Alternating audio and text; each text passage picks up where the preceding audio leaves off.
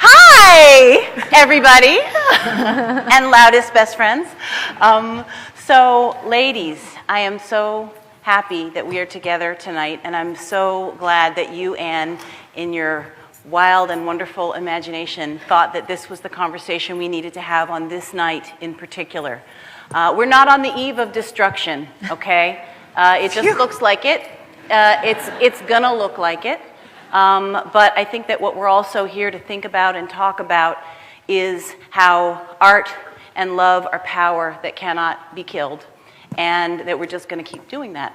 So we have a lot of things that we want to talk about. I wrote you all a little something, and then we'll go right into a conversation. So we're talking with two really great, and I thought about the two of you and why the two of you together and us together. You're two great and courageous women artists who have stayed the course, putting your interior lives, hopes, dreams, nightmares, desires, and explorations at the center of your work, even when you're working with persona other than yourselves. In both of your worlds, female experience and the female imagination are vast, wide, deep, dirty, terrified, exalting, decorated, exposed. I think of the great French expression, jolie laide, I don't speak French, excuse me, beautiful, ugly, both things at once, many things at once. The complexity of being a woman testifying on this earth to your human experience in all its contradictions.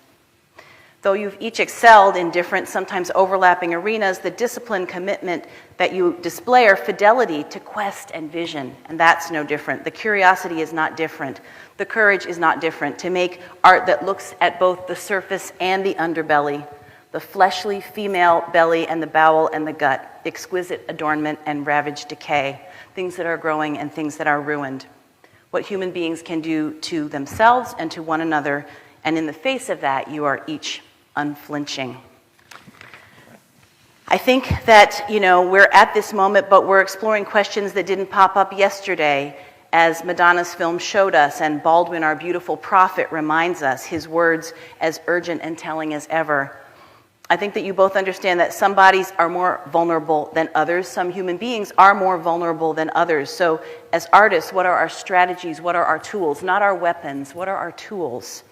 And how do each of you in your individual, powerful, sustained, indelible female voices make work that creates the necessary disturbances that ground us in our humanity and make space for each other? The poet Auden wrote in his poem September 1, 1939, it's about to be World War II, I sit in one of the dives on 52nd Street, uncertain and afraid as the clever hopes expire of a low, dishonest decade. But then he goes on in that poem to say, we must love one another or die. We must love one another or die. And what he also says that I feel is something that both of you are exploring and exemplifying, he says, the error bred in the bone of each woman and each man craves what it cannot have, not universal love, but to be loved alone. So I think that in your individual explorations of love and intimacy, I think that you both understand that we are not striving to love alone, to be a sole object of desire. That is a dead end. Universal love is where we got to go, and that emanates from the self. And so the last thing that I just want to offer you both with gratitude is from one of my favorites, the poet Muriel Rukeyser, in her poem for the artist Katha Kollwitz. And she said, quite simply, what would happen if one woman told the truth about her life? The world would split open. So thank you both for splitting the world open.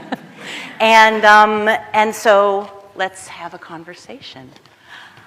Yeah. Where do we go from here?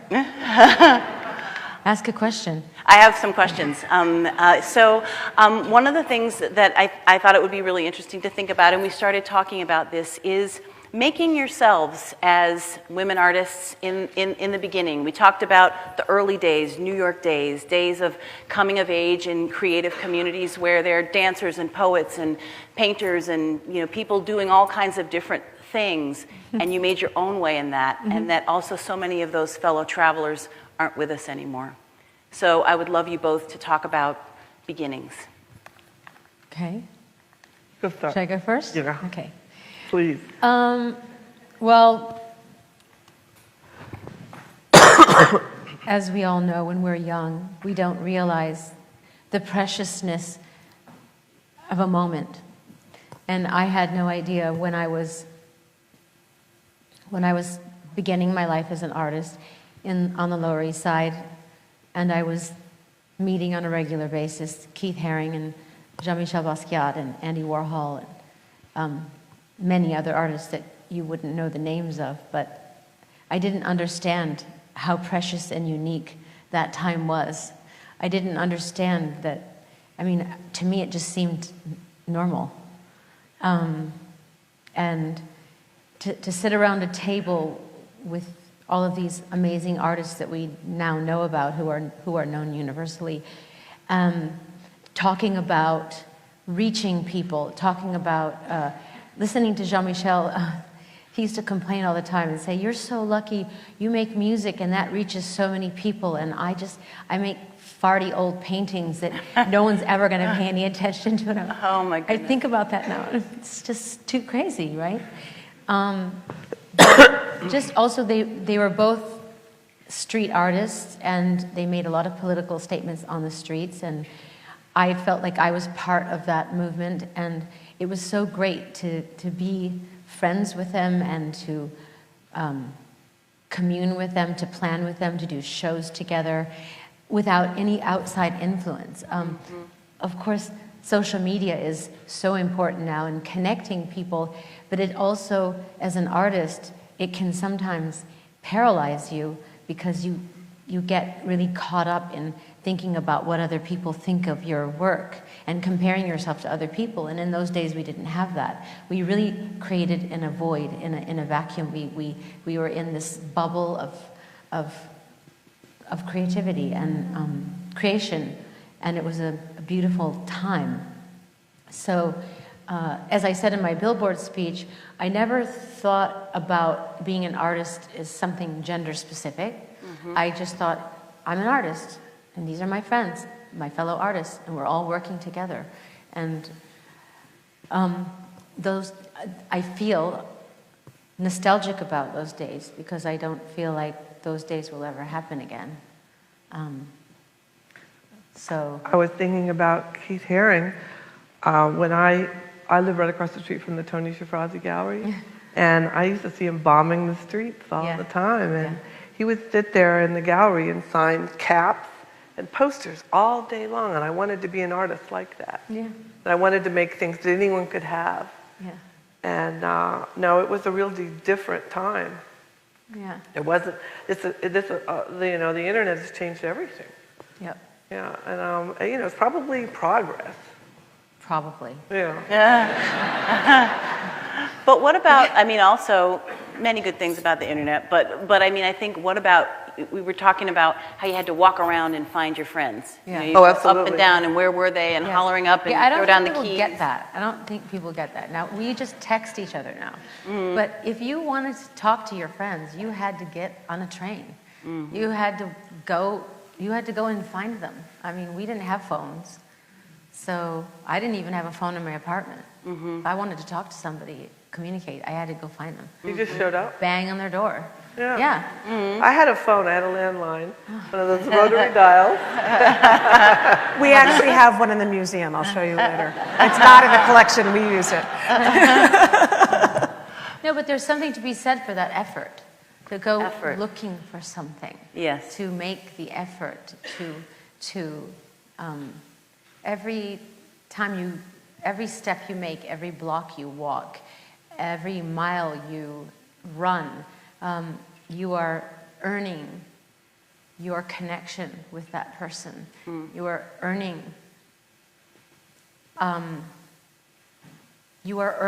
your connection to humanity, and we don't have that anymore. Everything's instant. And so I think from an artistic point of view and from a humanistic point of view, that the instant connection that we have with phones and the internet and everything, I'm obviously, it comes in handy when I'm trying to find my children, but I do feel like it's also undermined our ability to earn things as human beings and artists.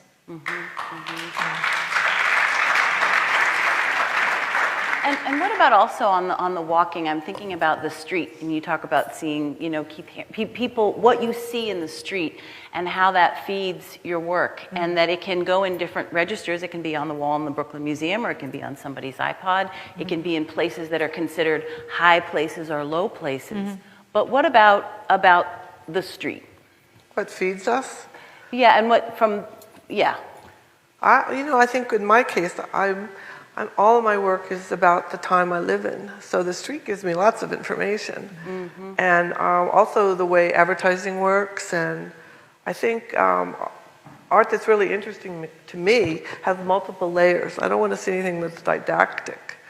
So I get ideas out of the breakfast I ate that morning, or when I'm in the shower. It's just this stew.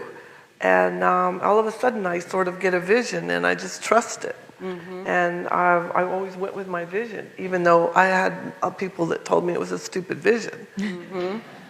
And all the ones that told me that I was a stupid vision, it's so interesting because they can see it now. And that's what happens to women artists.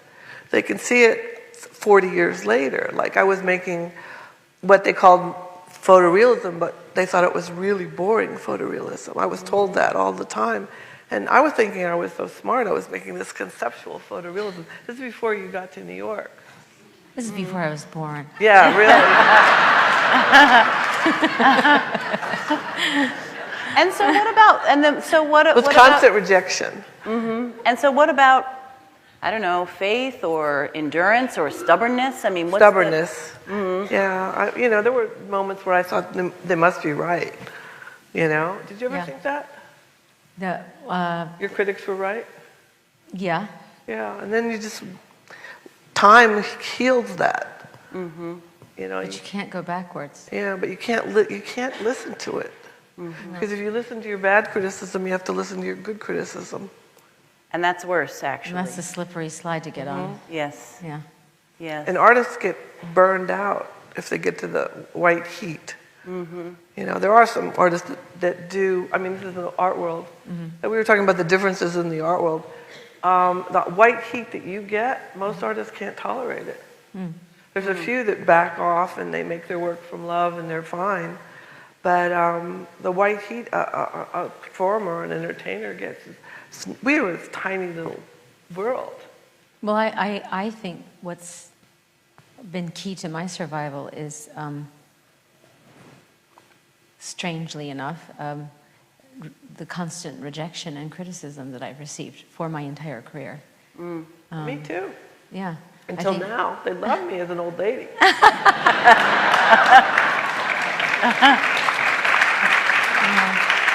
And so how does that keep you going? Not everybody's made that way. Well, in the early days when I first came to New York and I had nothing and I was broke and I was living on $1 a day, I just, I came from Michigan. I came from what I considered to be a very provincial, narrow-minded background, and what kept me going was just the idea that I could never go back there. I could never go back there. That I had found my tribe, my place in the world, and I, going back wasn't an option. So, Was that your nightmare? I had some nightmares that I had to go back to Florida. Did you ever have nightmares like that? Michigan nightmares? Yeah, like, oh my God, I'm back in that house again. That aluminum siding. Yeah. Yeah. I don't remember any specific nightmares. I just remember thinking no matter what. There was one pivotal moment, and I talk about this. It was, the first year that I came to New York, and I was so open and so charged by the electricity of New York City, and I was there to be a professional dancer, and you know, when you come from the Midwest, you smile at everyone, you talk to everyone, you say hi to everyone. Everyone thinks you're a lunatic. Right. In Florida, too. You wave to them across the street. They go, what's wrong with her? Yeah. No, but I was so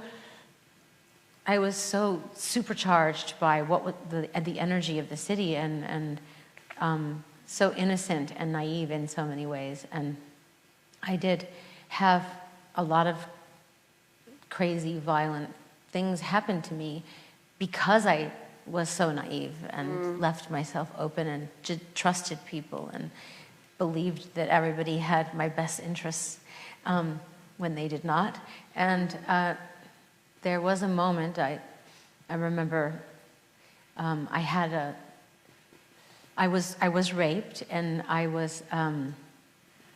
remember going back home and sitting in my room, and I had this very, very tiny bedroom, and my window opened up to a brick wall, and I had some postcards of Frida Kahlo on my wall, she was one of my muses, and I remember sitting in my bed, like kind of in a state of paralysis, like what can I do? What can I do? Like this is a pivotal moment in my life. Should I stay or should I go? Like, can I take this? Is this going to be my life? You know, and a dove came down through the you know, this narrow passageway and landed on my windowsill.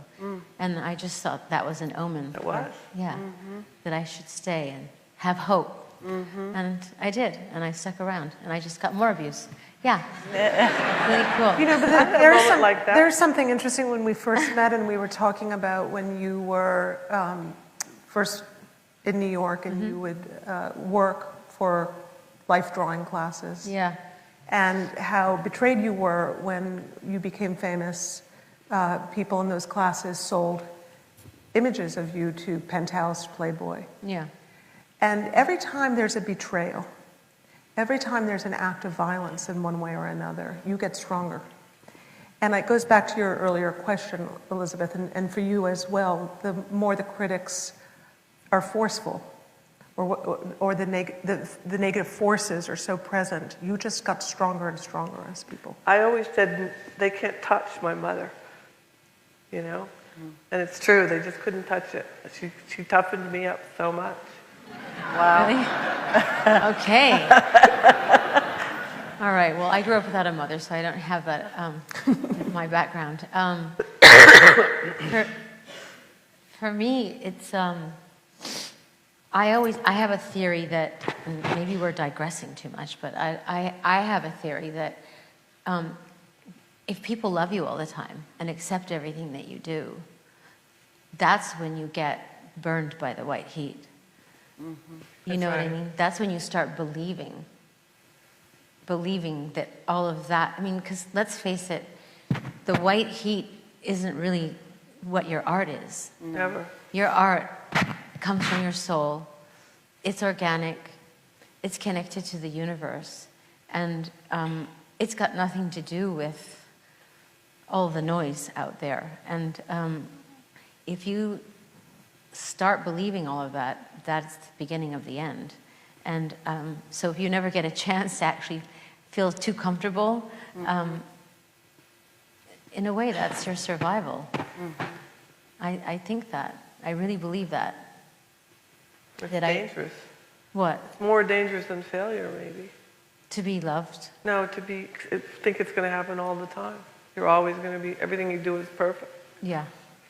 And what about also, I mean, this is getting to sort of constant reinvention, not for the sake of reinvention, but for the quest of what it means. I mean, in the amazing, amazing Baldwin, you know, what does it mean to be alive?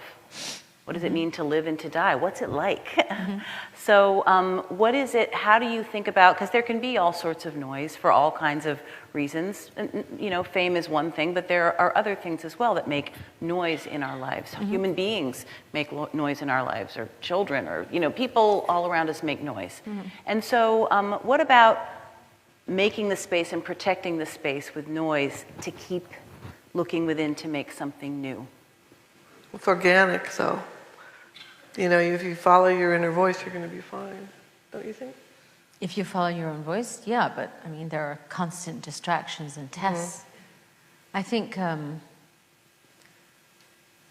again, like having children who are constantly challenging me and throwing everything that I've done through my entire career in my face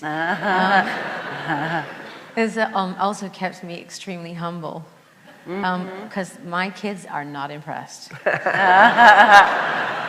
all. They want nothing to do with any of it. My students are not impressed. Yeah. Yeah. So it's.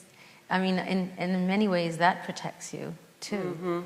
The constant reminder of, like, you know, I always say with my kids, every day is a small crucifixion. So if you're constantly being crucified.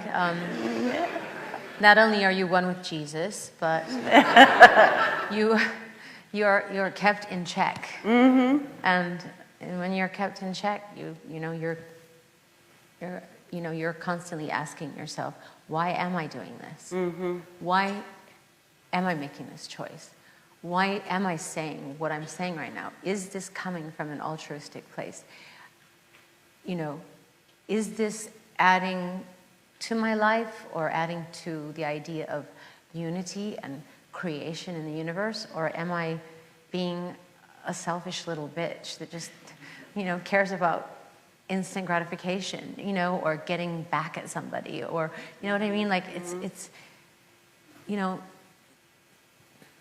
we are conscious humans. I mean, I know that everybody sitting here on the stage is a conscious human.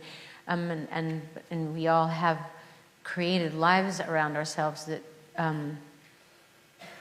I think purposely keep us in check. So I do believe that Staying right-sized in this world. Yeah, I mean, that sounds like a catchphrase. I'm not sure I understand that. Staying right. Oh, you know, because I have voices in my head thinking I'm the worst person that ever lived or the best person. Yeah. So if I stay right-sized, I'm okay. Meaning you listen to both sides? Well, I could go either way sometimes. Yeah. I think, oh, go ahead, Anne. No, go ahead. Well, I was going to say that in the, you know, to take us to this moment, and thinking about your film, and we were talking about how, I said, did you make it yesterday? Because it feels like it's made for right now, but of course, I think also what that tells us is that what feels like a crisis moment now and what feels unprecedented now, which it is in some ways, nonetheless, you know, these kinds of crises of people's inhumanity to each other. I mean, that is ancient. That is human history. Yeah. So I wonder if each of you could talk about kind of the long line of struggle and then the where are we now and what does that mean for artists? Well, I would say that this is the most frightened I've ever been. I've never been frightened by my government before. I've been really angry at them. And I've watched, you know, Nixon, and I've watched the AIDS crisis and 2 Bushes, and this is like the first time everything is really upside down, and what I thought was happening was not happening. Like the most qualified candidate that ever ran was beaten by the most unqualified candidate that ever ran because of misogyny, baked in misogyny.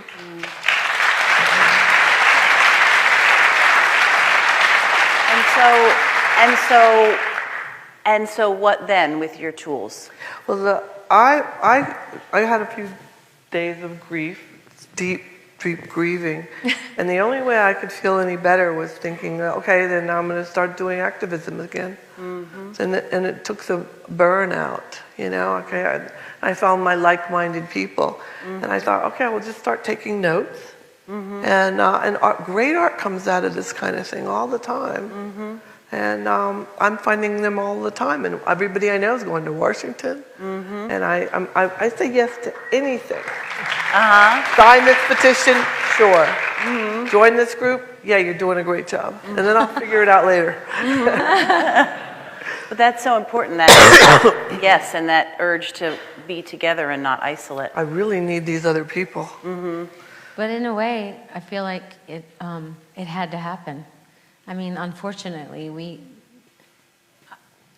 I'm just as horrified as you are, but I do believe that Trump was elected for a reason. Yeah, I do too. Show us how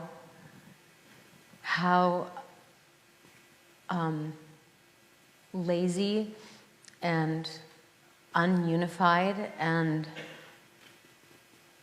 lackadaisical and taking for granted we've become of our freedom and the rights that we have as Americans. And I mean, I feel like people forgot what was written in the Constitution. Yeah. And it wouldn't they say it's always darkest before the dawn, and I feel like this had to happen to bring people together. Mm-hmm. So let's get this party started. Mm-hmm.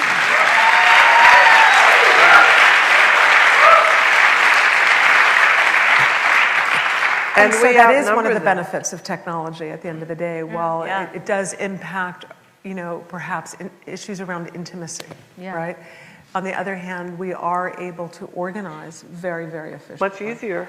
Well, I wouldn't say it's very organized, but I mean... Not yet. Well, that's true, because you're dealing with a lot of individuals. But the internet is good. Everything's connected to consciousness. Mm-hmm. If you have a high level of consciousness, then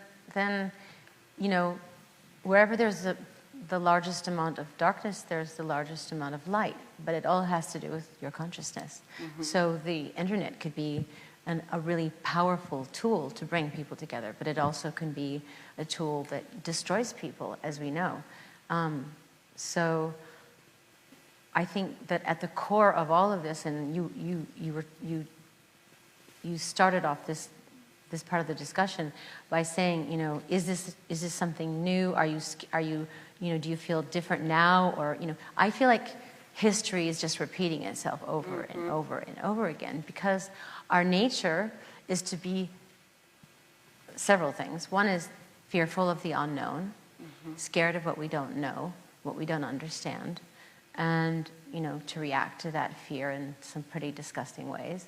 But also, once we have something handed to us on a platter, which is freedom of expression, freedom of speech, freedom to have ownership of our reproduction, all of those things, we take it for granted. And when we start taking things for granted, we lose appreciation, and it's just something, it's bread of shame.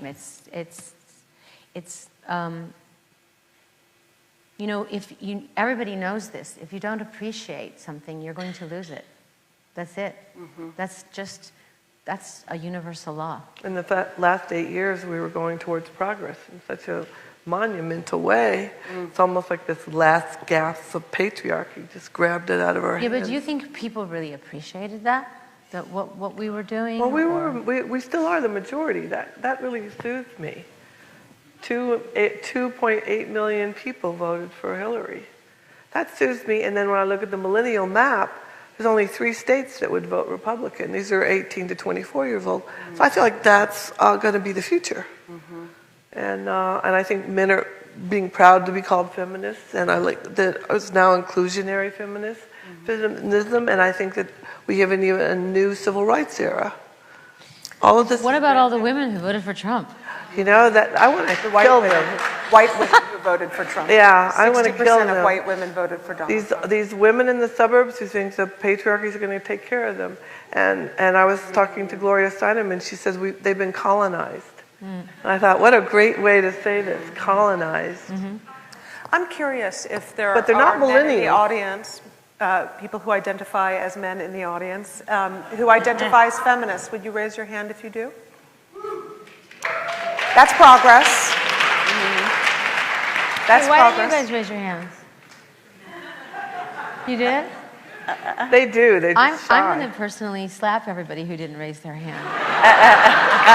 You're in trouble. I mean, men are starting, when Obama Line up, said, boys. Madonna's going to slap you. Well, we're both. And the hands go down.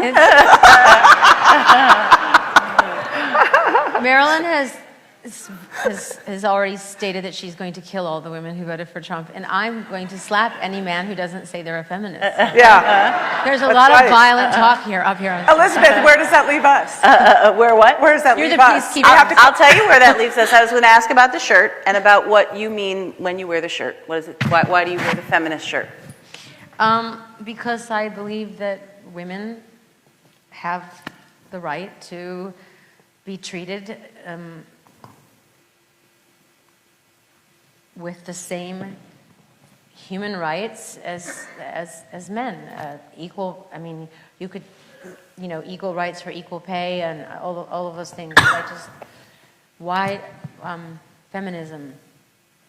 What does it mean to me? It means that we're all human beings, and we all deserve to be treated with dignity and respect. And that's it.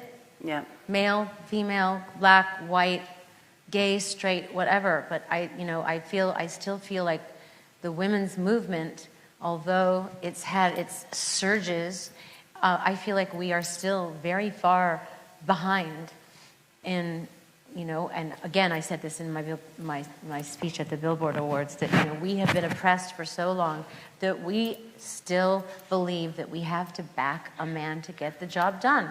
And it's sad, but it's true. And I feel like in some respects in many respects, we're still in the dark ages. But the millennials work together. The millennial women work together. Not like my generation did not. There was only one or two allowed in the system, and I see these young kids really work together. And that's the first time I've ever seen it, and I'm encouraged by it. In what way? They support one another. They don't I think it's almost like ingrown in all of us.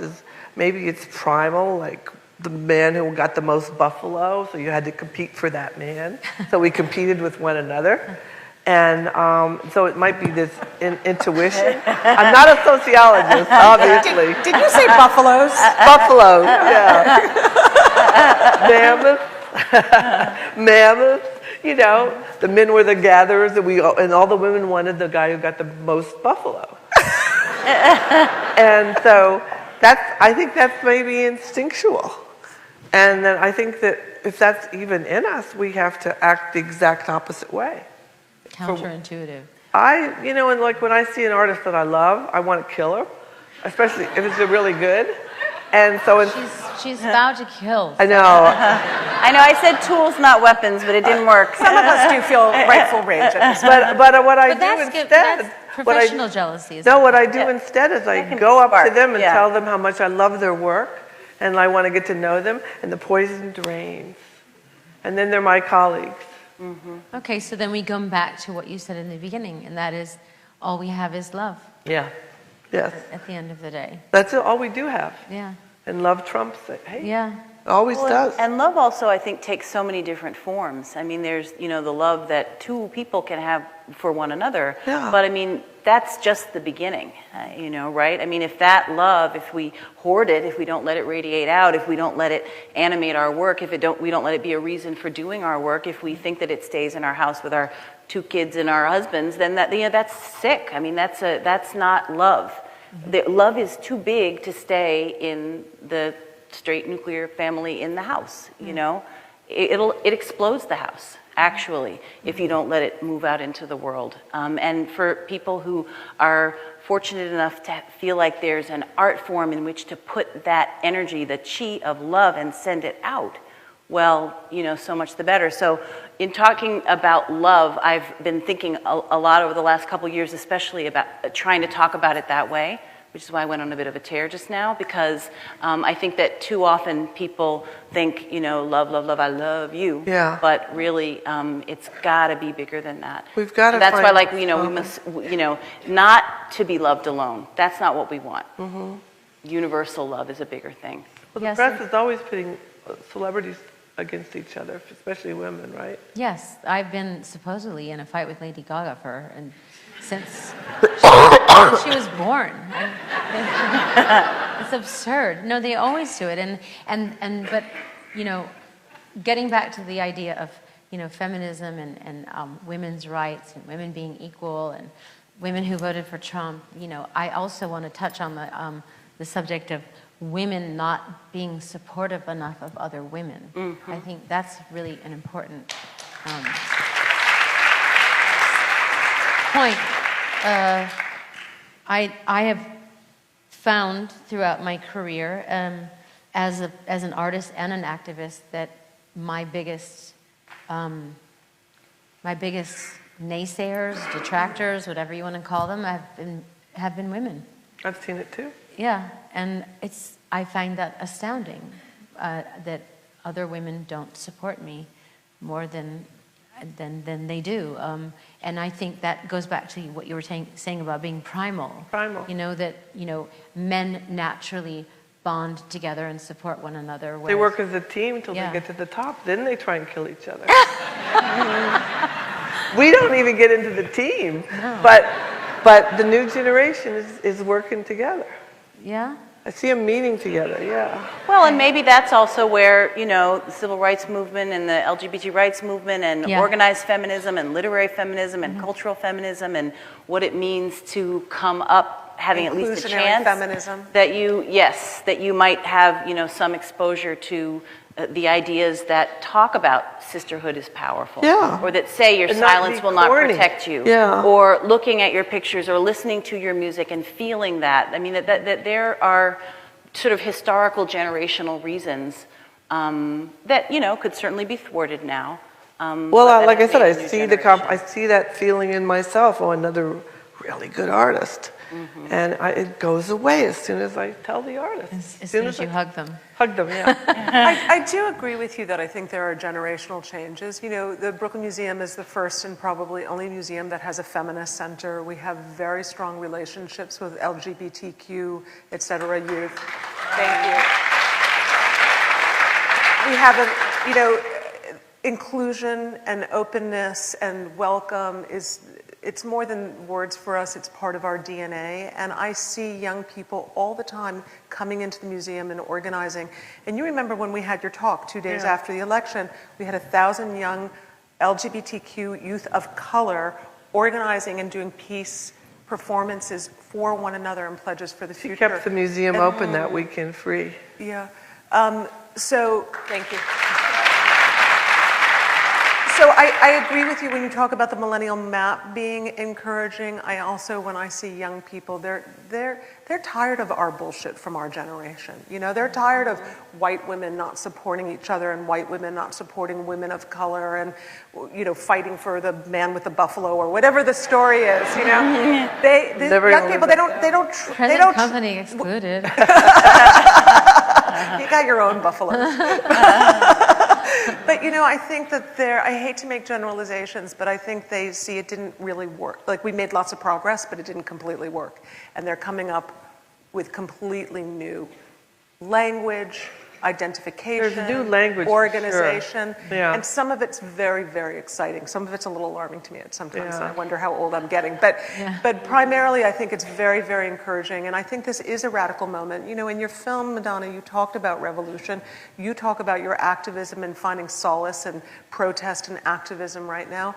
I think this is an interesting moment where really remarkable art is going to come out of this moment. And that we're... for better or worse, we're inspiring a new generation of thinkers and creators and doers. And it'll be interesting to see what comes out of this. And I'm curious how you guys are thinking about your art right now in this moment. I mean, it's clear from the film we just saw, for example, Madonna, right? Yes. You can't really make an illustration when you're an artist. You have to...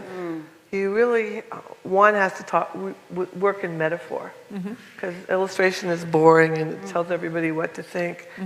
And I think, some really powerful art comes out of metaphor, like Guernica or the Damier drawings during the French Revolution, or what, F11, that painting that during the I Vietnam can War. imagine in a few years the Brooklyn Museum had doing a show on Dear Ivanka, but yeah. Yeah. We were talking about that back there. Do you want to tell us about Tell people Dear about Ivanka? No. No, I'm kidding. Tell people about It's on the Dear Ivanka. interwebs. Well, the people that write Dear Ivanka are all psychologists. That's the interesting Tell them part. what Dear Ivanka is. Dear Ivanka is an internet. It's an internet site, and they're written by the Halt psychologists, and they basically, nobody really thinks Ivanka is going to pay attention, but it's written so beautifully, and it's just like, please pay attention. I know you're moving to Washington, so please don't forget. Don't forget safe abortions. Don't forget rule of law. And we made boxes, and we took them to where she lived, and we piled them up, and we took pictures. And there were, everyone made their own boxes. I made a box you could wear, and it was just these kind of your reproductive rights. Yeah. It's just kind of, and it's run by a visionary. And I'm just one of the marchers, but but I know how to make a poster, so.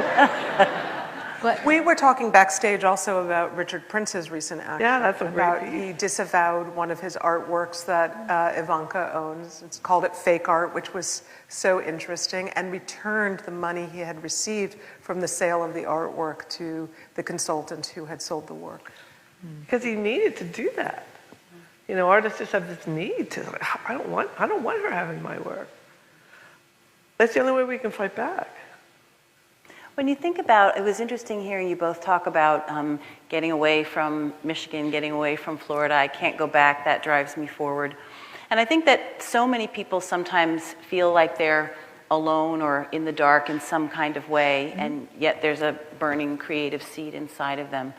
So if you think back to imagining yourself out and creating yourself elsewhere, what did you look to or think about or dream about that made your imagination open wide? Oh, you want to take that? wait, that's kind of a terrifying question. Yeah. What did I dream about? So for example, you were a dancer, and what made you go to dance classes, or what? Or I'll let you dream. Let me let you come to it.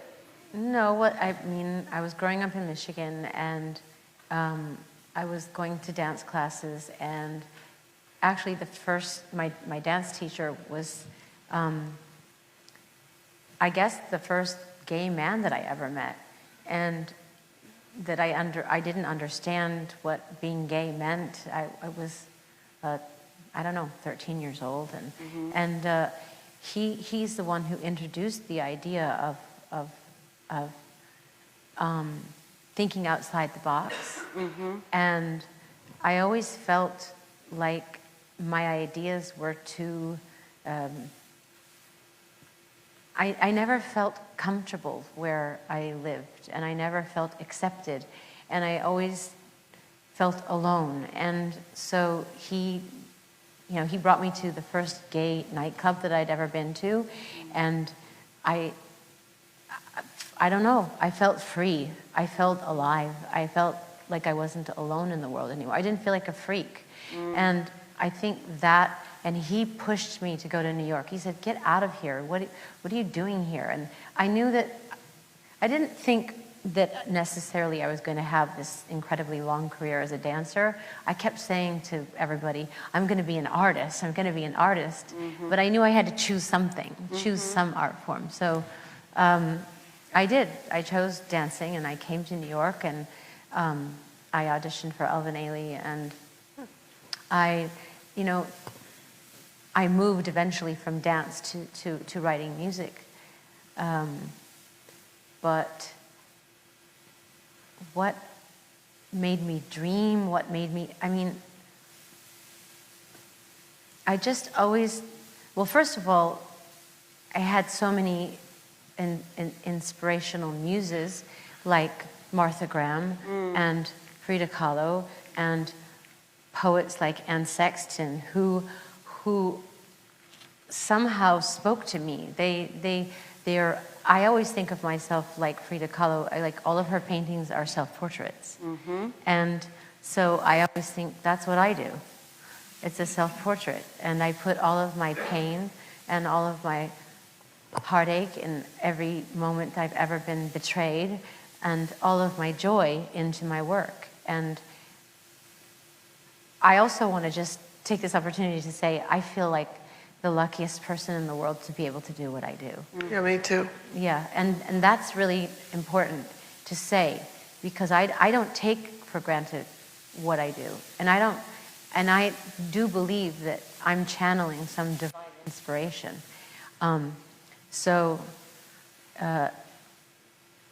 Thank you to the universe for allowing this to happen to me. But I'm not sure I'm answering your question. You're totally beautifully answering my question. Yeah, so I think I just wanted to be connected to all of these artists that I admired and looked to for connection and for guidance, and they weren't just women. Mm-hmm. You know, the reason that I wanted to play James Baldwin before Secret Project was because he also was a huge inspiration for me growing up, not just as a writer, but also as an activist. I feel like every word out of his mouth is poetry and is significant, and he speaks to me, and I want to be part of that world that gives people strength and courage through our work and through art, through creativity. I feel like that's what I was put on this earth to do. So, with Baldwin, did you read him in school or? Yeah, that's interesting because he wasn't. He's taught much more now than he was. Yeah. I never read him until much later. I read him on my own, but I didn't read him almost till I was getting ready to teach him, actually, because for so many writers of color, making their way into the classrooms took a long time. Right. And I think also we started to talk about, just with that extraordinary clip, just courage. Wasn't that great? Courage. Mm-hmm.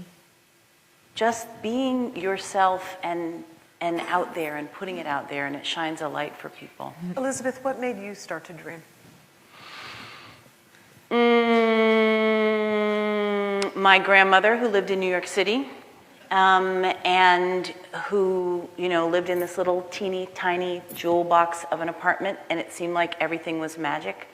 And hearing the bus and hearing the taxi cab and seeing the people in the street and going to visit her, and that she just looked at me with interest at all times. And so some of that was her. I also studied dance too, and that didn't make me dream, but that made me understand about discipline. Yes. And that, like, if you don't do it every day and if you don't work hard, then you don't get anywhere. And then if you don't get your face out of the mirror, like, it's not about being cute. No. It's about something much more. Cute is nothing. It's gone. And that has analogs in so much of what we do. Yeah. Don't even bother with the cute. And I think don't even bother with the cute. And so I think also being in that space where there were people who were freaks in different kinds of ways. People freaks. who just made their way. Freaks together in one space, and but so New York is that place. Whatever, and a dance studio is that place too. And so whatever it is that you're feeling or imagining inside, there's a place to put it. And then even though, my parents never said go forth and be a poet, but they did say kind of go forth with purpose. And also don't go forth alone because you didn't get here alone, which was a way of looking back, kind of at history. Mm-hmm. So those were some of the things. And you, Marilyn. Well, I wasn't an accomplished little kid. The only thing I could do was draw. And that's all I did. I drew all the time. To be punished, they would take away my drawing materials. And the only reason I have my drawings from when I was 9 years old and 6 years old is because I drew in flyleaves of books. Oh, wow. And so, it was like, It wasn't, I mean, I would be in the classroom and the teachers would come over and shake me because I'd be drawing all along the margins, you know. Marilyn, we don't have that in the retrospective. We needed your 5-year-old drawing. Well, you have them in the vitrine. From when you're 5? Oh, no, 9. The 5 one. Just 9. 9, yeah, 9. I figure it's about the same. So I really didn't, I knew I was going to be an artist. I just didn't know what kind. And I thought, I think of New York as like the place for people, it's like another country. It's where you go when you don't fit anywhere. Yeah. That was the case for me. It's so interesting. My parents grew up in New York. They raised me in suburban Connecticut. And every day of my life, I was like, how could you raise me here? How quickly can I get to New York? It's interesting how that sameness of suburbia is so stifling. And if you just want to breathe and express yourself and open your eyes, if you have any curiosity, it seems like New York is still the draw. At least it was for us. Yep. It was for all of us. Yep. So I think also with art, you talk about curiosity, you know, art that makes, like, people should approach each other with curiosity. Again, I'm thinking about this moment, and that what your work allows us to do is say, like, I'm gonna look. I'm really gonna look. I'm gonna look for a long, long time. There's nothing I'm not curious about, pretty much. And I think modeling that as people who make things, but also making work that lets people, you know, do that, like, looking, that hungry looking. Even when sometimes both of you are dealing with subjects and images that people could feel averse to. They could be frightened by, or that they have fear. And I think fear is when they try and shut you down, right? Yep. I have bronchitis. I'm really sorry. And that's what we both, you know, people, they don't really realize that they just want you to stop what you're doing. Like, because we're saying, hey, there's something wrong with this picture, right? And they just want you to shut up. And in the art room and in the dance studio, you found people that were like-minded. Yes, where you were encouraged to be disturbing. And what about also the sense of, oh, these are the questions, great. These are the questions from the Facebook and the other places out there beyond this room and from this room. So actually, I'll ask us some questions from here, and then I'll go back to other things. I was going to have us decorate the White House as what we think Donald Trump should look at every day. Oh, we did this exercise the day after the election. Really? Yeah, I thought I made it curators, up. yeah. Yes, what should be on his walls? What should he wake up to? What should he have to look at? What should be on his record player? What should be, because it's a record player, what should be, you know, so we can meditate Maybe on that we one. should give him a record player. We should give him a record player. So here are some audience questions that are amazing. Why do you think there is less, is this true, actually, I would say, why do you think there is less erotic art being created by women than men? Do we think that? And women were never allowed to own it. Yes. Until, recently. Own our sexuality. Yeah. And if we do, we are punished. People hate you for it. And I think that the internet has broken that wide open. And I think those rules don't apply anymore. But and especially if you're young and you're working with sexuality, people want to kill you, and other women want to kill you. And I keep using that word, my God. They want you to feeling a little violent these disappear. days. They just want it to disappear. I don't, I wish somebody would write a book about it. When you're an old lady, nobody cares. I mean, they don't in the art world. They don't let you get old if you're an entertainer. But in the art world, you can get old as a woman. Are you allowed to have sexuality? Oh, no, but you can make jokes about it. Okay. like Phyllis Diller. Yeah, like Louise Bourgeois holding, there's a famous Mapplethorpe picture. She's holding this giant dildo, and she's smiling like, oh, isn't she cute? Right. And what about, please. But I don't want to make jokes about it. I mean, I don't mind making a joke about it, but I want to take it very seriously. Well, I do too. And when you make work that could be called erotic, do you think I am making erotic art? No, right? Never. I mean, yeah, How do you, when you're in that space, or if you think back to works of art that someone, might think was called erotic art? You mean like Georgia O'Keeffe or something? No, I'm thinking about the art that you all make. She was pigeonholed. Georgia O'Keeffe was pigeonholed. Yeah. I personally thought it would be really interesting to tackle a subject matter that women had never touched. Because I'd seen Mike Kelly, this is my story, but it's the truth. I saw Mike Kelly making stuffed animal sculptures and stuffed animal paintings. And I thought, oh, these are brilliant. He's this intellectual from California. If a woman artist made that, I bet she wouldn't get any attention at all. I was walking home from Metro Pictures, and I thought, what could I do that women artists have never done? And I was asking the question, and I didn't have the answers. I thought, well, I can't do softcore, I have to go hardcore.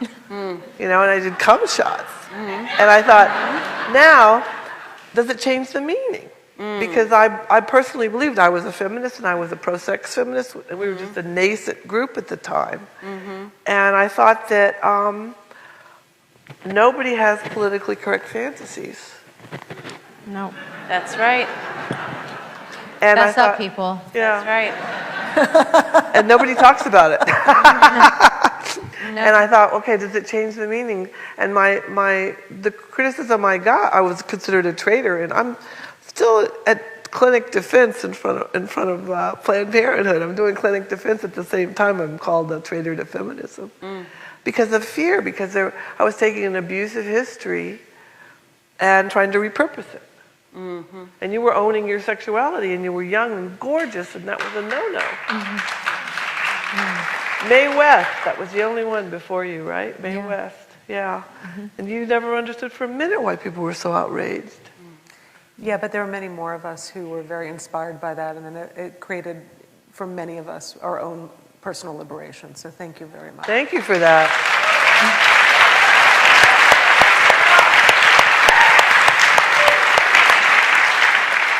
Okay, from Marilyn. At your last talk here at the Brooklyn Museum on artist networks after the election, we spoke about that, you mentioned artists banding together and having women's salons. How can someone get involved with this? I am an artist and have a great network of other artists and think a lot about organizing and getting involved. What advice would you give to younger artists? Both of you, I would love to hear. Did you say women's salon? Or Yes. just salon? Women's. Oh, okay. Yeah. Well, I'd take notes and get together. I mean, it's not that hard. We did it in Just the do 60s. it. Yeah, Yeah. just do it. Yeah. There's no rule book here. Yeah. And eventually there's going to be an umbrella organization, but it's not there yet, where it's groups that are just like... Remember WAC, the Women's Action Yeah. Coalition? Oh my goodness, Oh, you all, That was young clinic ones, defense. create another Women's Action Coalition. It was the best. You were there Just for do that. it. It's very good advice on that front, I think. Do you want advice for younger artists? Advice for younger artists. My advice for younger artists would be my advice that I've always had for any artist at any time, and that is to never I'm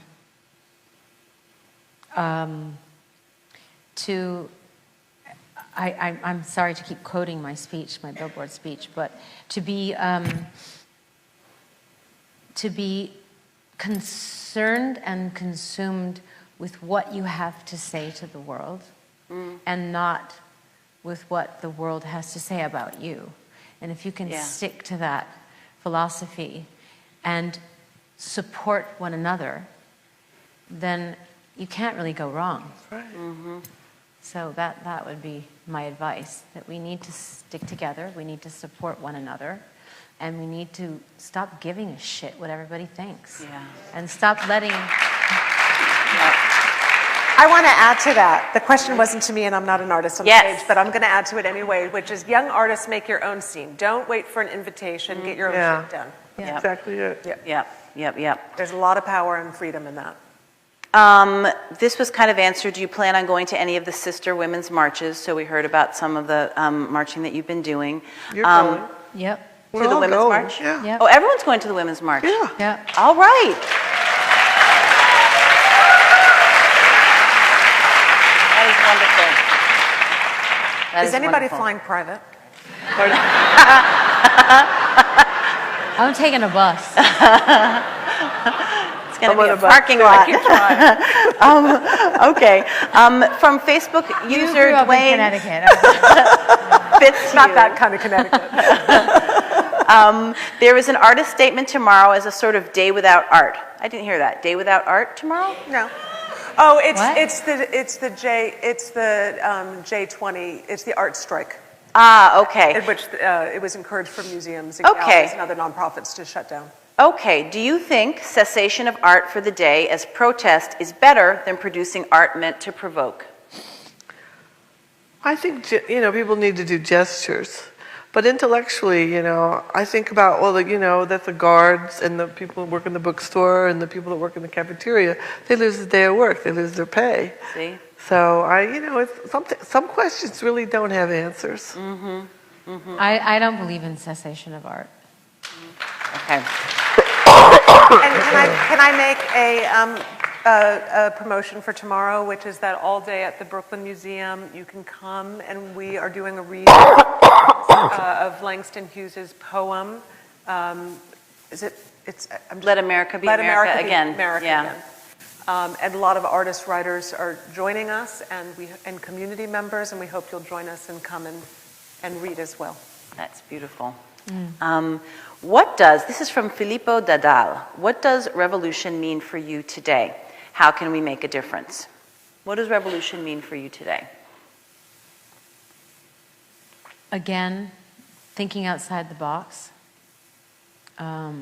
Never being complacent. Fighting for the underdog. Standing up for what you believe in.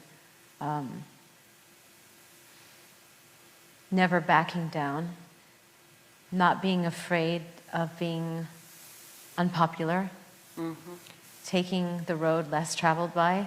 I'm sorry, I'm going to just start throwing out cliches. But this is the motto that these are the mottos I've always followed. Start locally. Yeah. Start locally. That's where you really have power. Start where you are and speak about what you know. And yeah. And do you want to add?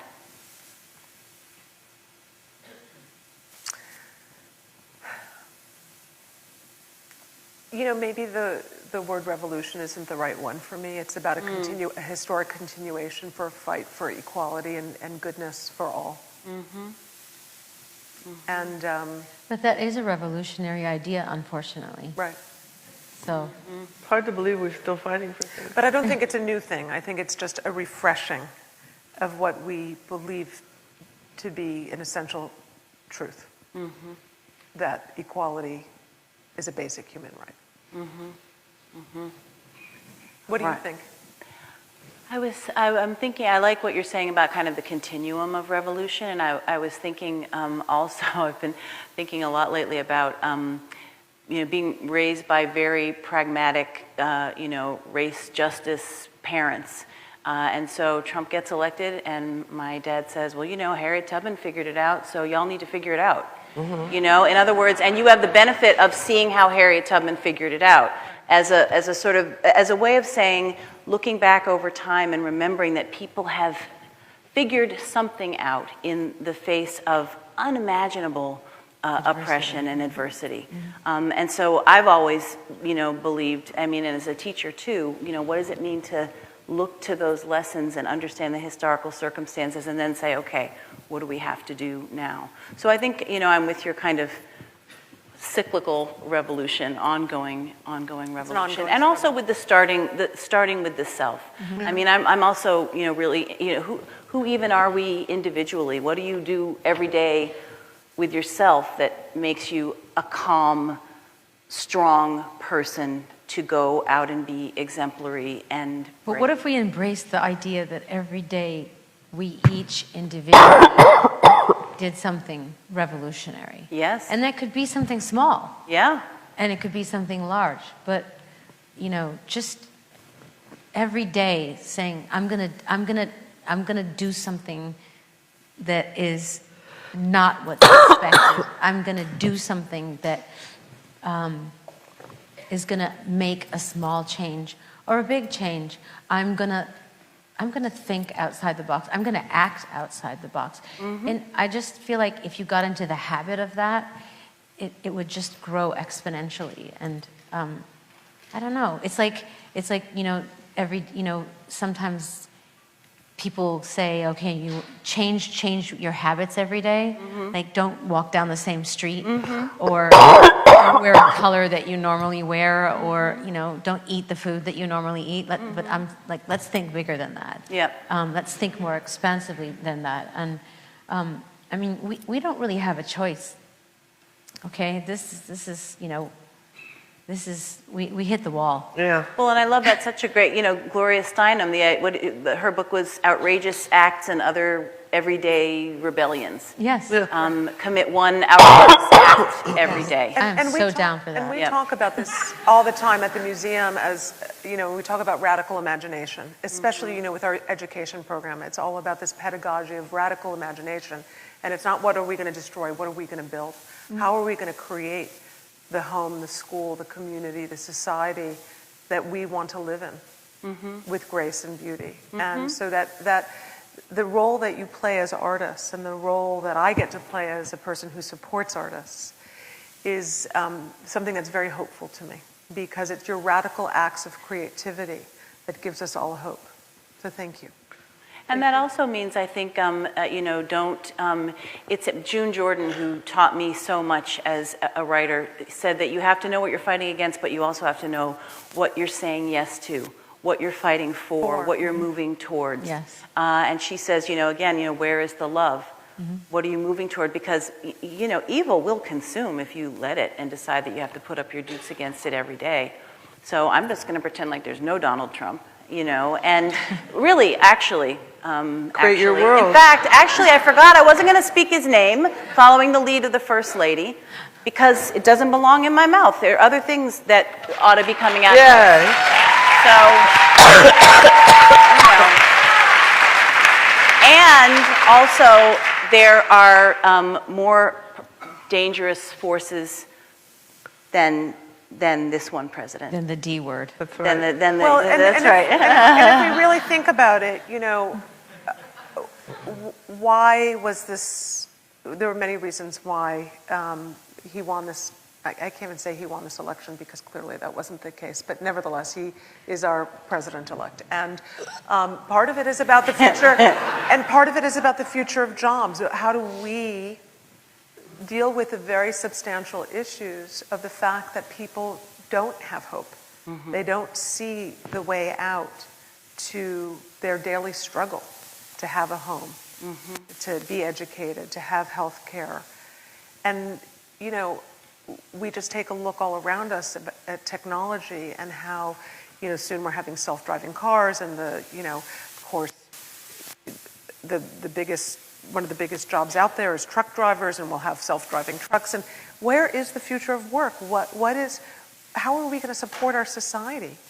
I understand why people feel fearful and are retreating. It's sad. It's unfortunate. And what do we do about it? Go back to farming. Local farming, that's a good idea. We're going to run out of oil anyway, so we're going to have to. Technology, there'll be jobs in technology, and there'll be jobs in energy. I want to see your farm. I'm not farming. Okay, the last question from here is, what is your advice? She's still trying to get a private jet to...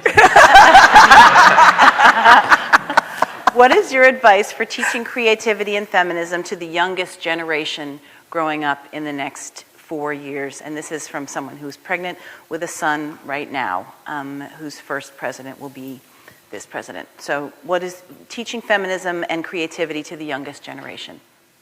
Well, feminism makes sense. It's just rational. And everyone's going to be better off. And when Madonna said that, all these guys came out of the closet and talked about them being feminists. And,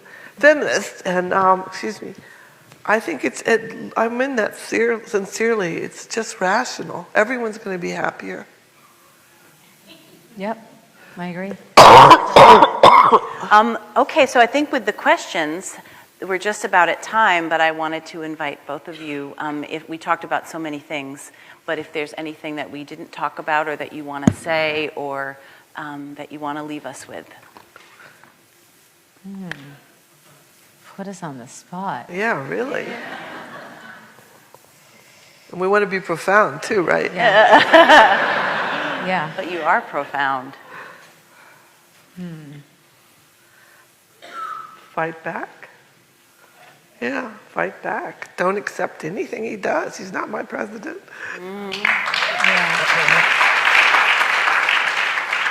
I think also we need to not, as you say, don't get so consumed with what you're fighting against, but think about what you're fighting for. That's a really important message to put out there. And, it's really easy for us to fall into the trap of hating on Donald Trump and, being, caught in the web of despair. But I think we need to just figure out what we're going to do that's going to make it work, that's going to help us rise up like phoenixes from the ashes. We're going to have to do that. This is the time. This is the moment. You have to look at it in a. I know this sounds really perverse, but he's actually doing us a great service. Yes, I see that too. Because we've gone as low as we can go. Okay, we just have. So we hope is the so bottom. now there's. That's true. I mean, that's true. There's trapdoors in bottom. Right, but the thing is, we can only go up from here. Yeah. So hopefully. what are we going to do to go up? What are we going to do? We have two choices: destruction, creation. That's it. that's it. So I'm going down the road of creation, and you're all welcome to join me. That was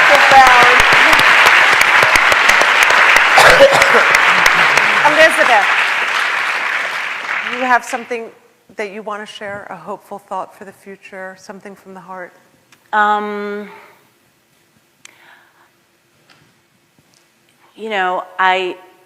I hear in my head all the time my favorite poet, Gwendolyn Brooks, and everyone I ever taught has heard me say this 900,000 times because it's the best thing and it's always there, in a poem that she wrote in 1968. So a lot is happening in 1968.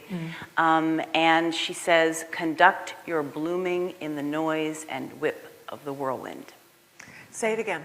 Conduct your blooming in the noise and whip of the whirlwind. So no matter what is swirling around, and the word conduct, right, is so fantastic. There's choice and there's agency. Conduct your blooming in the noise and whip of the whirlwind. I do love that. Let that be our guiding voice. Yes. I want to thank you, Elizabeth. I want to thank you, Marilyn. I want to thank you, Madonna, for being here on this important, historic evening, at this moment in our country and in the world, and reminding us that it is radical imagination and courage and love that will, at the end of the day, win. And we are very, very grateful that you have joined us. You have each done so much to inspire us as individuals, and, as I said earlier, to shape public sentiment.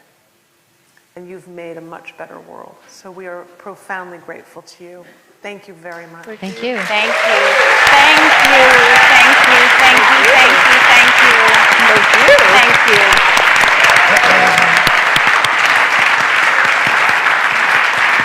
We lived through it. You did. I lived through this. We made it. I know. I really felt that way. And now Marilyn and I are going to do a little dance. Just kidding. We were singing backstage. We were singing. See ya.